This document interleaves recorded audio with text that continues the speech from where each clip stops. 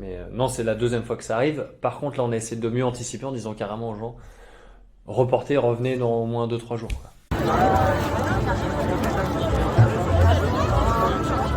J'en ai plus,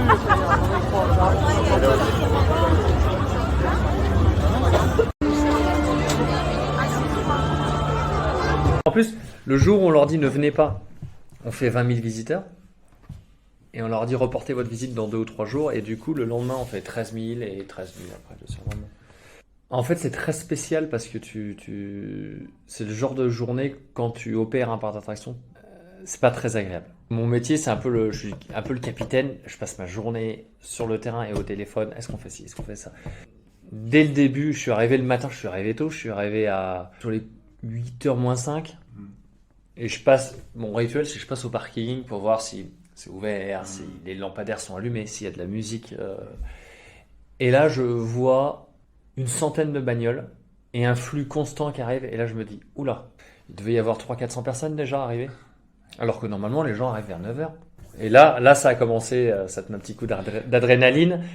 Non, c'est des journées un peu compliquées à gérer. C'est générateur de stress. Pas parce que ça va mal se passer, parce que ça peut que bien se passer. On a l'appui des autorités, on a les gendarmes qui nous aident à gérer les flux. Combien je vais faire d'insatisfaits? Et ça, c'est horrible comme sensation de te dire, ils vont rentrer, est-ce qu'ils vont passer une bonne journée? Alors que d'habitude, on est sûr, on a 98% de très satisfaits. Tu fais en sorte que les gens puissent se garer le plus vite possible pour éviter les bouchons, qu'ils attendent le moins possible au contrôle de sécurité, donc tu appelles des renforts. Voilà. Au niveau des caisses, tu fais passer le message, les gens qui attendent, vous pouvez acheter votre billet sur Internet. En fait, tu essaies d'anticiper la journée un petit peu avant chaque visiteur. À 11h, tu vas dans les restaurants. Tu leur dis, faites le max que vous pouvez le plus vite possible, mais avec le meilleur service possible. C'est compliqué d'aller vite et faire bien. Toute la journée comme ça. Blinder les boutiques.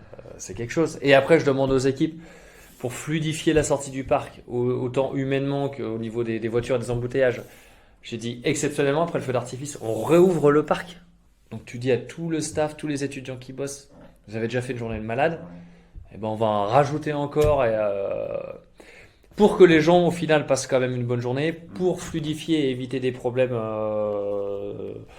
de flux ou sur la route ou autre. Parce qu'on n'a pas la chance d'être comme Disney ou Parc Astérix, d'avoir une bretelle d'autoroute et c'est facile. Nous, c'est des petits chemins, tu passes par Manifouchard, Arsouval, Vendeuvre et tout. C'est exotique pour venir quand même. Hein. Mais la veille, on avait eu 17 000 visiteurs.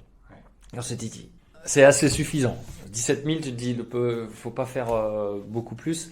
Et ce jour-là, on a décidé avec mon père et mon oncle, avant l'ouverture du parc, on a dit, qu'on arrive à 17 000 visiteurs, on ferme.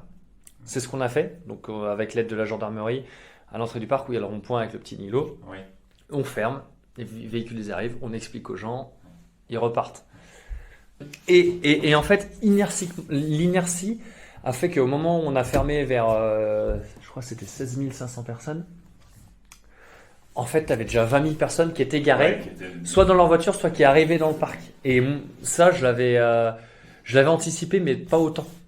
Mais t'apprends. Par exemple, là, on a décidé de refaire des sanitaires.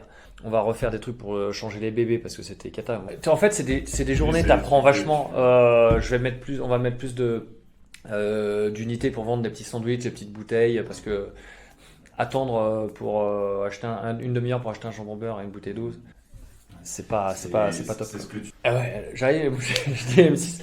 Nous, il n'y a jamais d'attente. On n'a pas le problème des grands parcs. Ils filment, pam, 60 minutes à la maison. Non, mais en fait, pourquoi les gens ils aiment Nigloland? Pourquoi ils reviennent? Parce qu'à chaque fois, ils te disent c'est pas Disney. T'attends pas 1 heure pour faire chaque attraction. Ce n'est plus le cas pendant le jeu. Ouais, la différence de ces parcs-là, c'est qu'ils sont saturés tous les jours. Nous, on est saturés 3 jours sur 155.